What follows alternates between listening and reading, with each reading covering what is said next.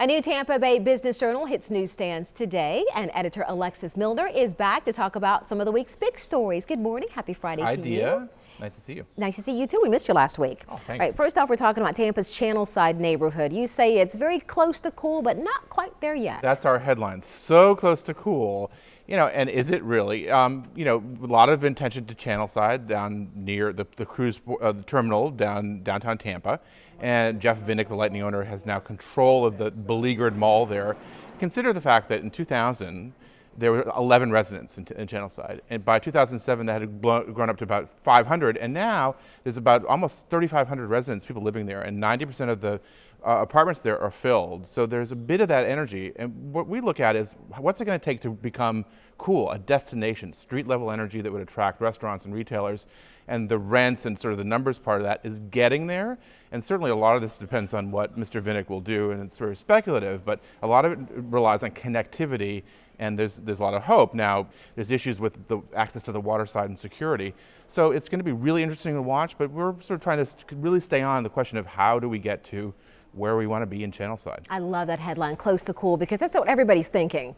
Well, and cool is in the eyes of the beholder, and so are we there yet, or is it going to take another 5 years? I love it. Can't wait to read it. Yeah. Also, you were the first to go inside the new headquarters expansion at Tech Data. It's a Tampa Bay's largest public company, and you found an interesting design choices there. Yeah, Tech Data is a $24 billion company. It's the biggest public company. It's a wholesale distributor of electronics globally, and they're on Clearwater, and they have a big campus. And they built on their existing campus a 45,000 square foot building. It cost $6 million. But it was interesting going inside because they made some decisions about design from that really affect employees, from a larger conference table, 8 feet wide, which allows you to have sight lines, to creating water chilled air conditioning so it's quieter, and also creating spaces for workers to get away from themselves in the workplace, which is really important. So they made some interesting design choices that help keep people happy and loyal, and the slideshow will show. We have a nice slideshow on our website. Also, another interesting story too. Online parking reservations are finally coming to the Trop with a really cool name for a company, Parking Panda. Parking Panda.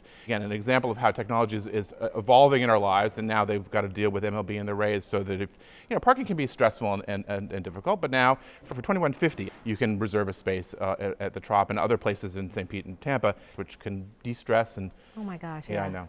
Sounds interesting. Always good to see you. You too, Dia. And for more Business Journal headlines, go to our website, abcactionnews.com/marketplace.